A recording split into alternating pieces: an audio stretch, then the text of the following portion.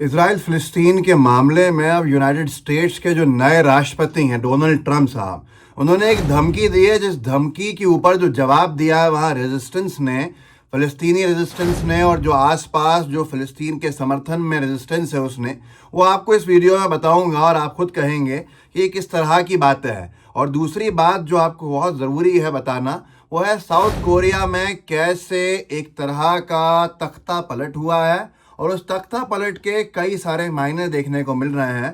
Military ने तख्ता पलट कर दिया है और वहाँ की जो हुकूमत थी उसको उखाड़ फेंका है। अब ऐसे में दो चीज़ें बहुत बड़ी हैं। डोनाल्ड ट्रंप का धमकाना इजराइल के समर्थन में होस्टेजेस को रिहा कराने के लिए, फ़िलिस्तीनी रेजिस्टेंस को उनका वो जवाब देना जो शायद हम अगर ये देखें कि यूनाइटेड स्टेट्स के राष्ट्रपति को कोई ऐसा जवाब नहीं दे सकता है, और साथ में साउथ कोरिया में हालात बद से बदतर हो जाना और वहाँ की सरकार का गिर जाना, मिलिट्री का हुकूमत पे आ जाना। ऐसे ही इससे पहले जर्मन सरकार जो थी वो गिर गई, कोलैप्स हो गई। ऐसे में क्या हम कहीं ना कहीं तीसरे विश्व युद्ध की तरफ बढ़ रहे हैं, जिसका जिम्मेदार एक देश है जिस देश ने यूनाइटेड नेशंस की एक बात भी मानने को इनकार किया हुआ है एक लंबे समय से। मैं आपको सब कुछ इस वीडियो में बताना चाहता हूँ। सबसे पहले शुरू करते हैं कुछ उन वीडियोस से जो साउथ कोरिया से आ रहे हैं, जिसके बारे में बहुत ज़्यादा चिंतन मंथन हो रहा है। ये एक वीडियो देखिए कैसे प्रोटेस्टर्स जो हैं, सरकार के अंदर जो लोग बैठे हैं उनके समर्थक, वो वहाँ की स्पेशल फोर्सेस से भिड़ते हुए नज़र आ रहे हैं। और ये हालात साउथ कोरिया की सियोल की सड़कों का है। ये वीडियो ज़रूर देखिए।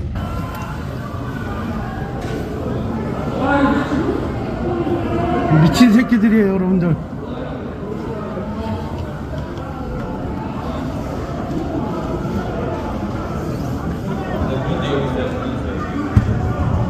네, 지금 찍고 갈게요.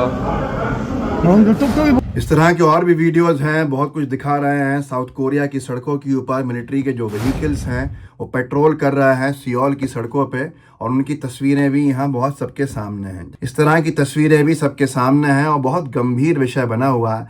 साउथ कोरिया के जो आर्मी जनरल हैं पाक आन सू, वो मार्शल लॉ कमांडर अपॉइंट किए गए हैं, और सारी पॉलिटिकल एक्टिविटीज़ जो है साउथ कोरिया में वो बैन कर दी गई हैं।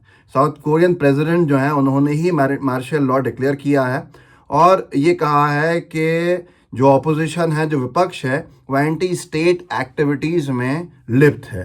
तो इस तरह की बहुत सारी चीज़ें हैं। साउथ कोरिया का जो वॉन है वो गिर रहा है और निरंतर गिर रहा है, और बहुत गंभीर विषय बना हुआ है। साउथ कोरिया में मैं दोबारा वापस आऊँगा, वहाँ और क्या कुछ हुआ है, लेकिन डोनाल्ड ट्रंप की धमकी पे बहुत महत्वपूर्ण है चर्चा करना।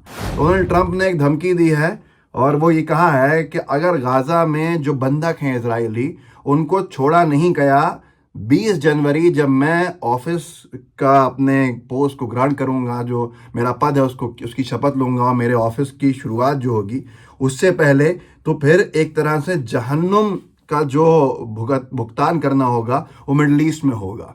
इस धमकी के ऊपर शायद लोगों को लगा होगा कि होस्टेजेस को छोड़ दिया जाएगा।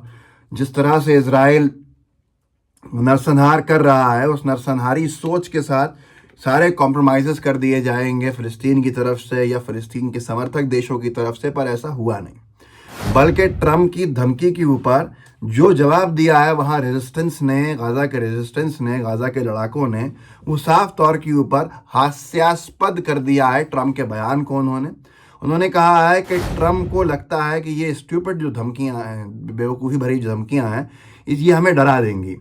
इससे पहले जो लोग थे ट्रंप के ऑफिस में, वो उनसे भी समझदार थे, उनसे भी तेज़ थे, लेकिन हमने तब भी सरेंडर नहीं किया और हम अब भी सरेंडर नहीं करेंगे। हम अपनी आखिरी सांस तक लड़ेंगे, और हम अपनी आज़ादी के लिए तलाश में हैं, अपनी आज़ादी के लिए लड़ रहे हैं। और आज़ादी हर एक का बेसिक ह्यूमन राइट है, सबसे जो बेसिक मानव अधिकार होता है वो है।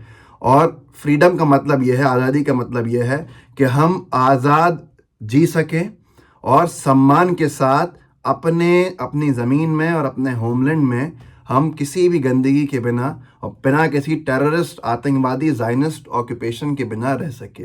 तो ये धमकियों से हम डरने वाले नहीं हैं। आप कितनी भी धमकियां दे दो, ये बेवकूफ़ी भरी धमकियां हैं और इससे हमें कोई फ़र्क नहीं पड़ता। शायद अमेरिका के राष्ट्रपति को कभी एहसास नहीं होगा या अंदाज़ा नहीं होगा कि उनकी बात को इतना ज़्यादा हल्के में लिया जाएगा और सब कुछ साफ कर दिया जाएगा। वापस चलते हैं साउथ कोरिया। साउथ कोरिया में जो कुछ हो रहा है वो दुनिया के लिए बहुत अच्छा नहीं है। साउथ कोरिया में मिलिट्री सेना का शासन आ गया है और मार्शल लॉ है, और इस लॉ में जो भी आम नागरिक हैं वहाँ के, उनका क्या हाल होगा।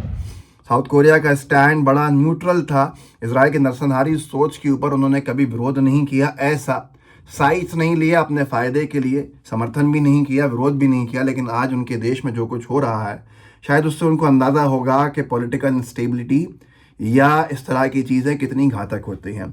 मैं आपको कुछ और वीडियोस भी दिखाऊंगा जो पार्लियामेंट के आसपास हैं, और पार्लियामेंट के आसपास के जितने भी इलाके हैं वो ब्लॉक कर दिए गए हैं। कोई भी एमपी जो है, सांसद, वो अंदर अब अलाउड नहीं है। वो भी जो लोग सत्ता में हैं उनके एमपीज़ भी अंदर अलाउड नहीं है।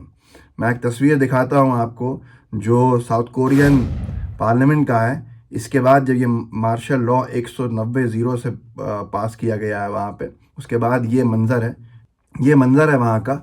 और सीधे तौर के ऊपर जिस तरह से भी हालात हैं बड़े गंभीर हैं। मैं आपको कुछ वीडियोस और दिखाता हूं जो वहाँ के पार्लियामेंट के आसपास के हैं। ये वीडियोस आप ज़रूर देखिए। सेना की गाड़ियां हैं, सेना के लोग हैं, सैनिक अधिकारी हैं, सैनिक हैं, और साउथ कोरिया के सियोल की सड़कों के ऊपर जो कुछ हो रहा है वो किसी भी देश के लिए बहुत गंभीर है।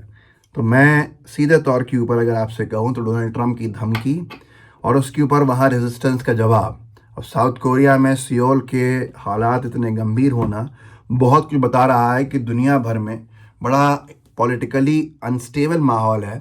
और ऐसे में भविष्य में इजराइल के कारण क्या होगा क्या नहीं होगा वो एक विषय अपने आप में है, और साउथ कोरिया में जो कुछ हो रहा है उसका अंजाम क्या होने वाला है वो भी देखने लायक होगा। जय हिंद, जय भारत। द लाइव टीवी, सच सबसे आगे।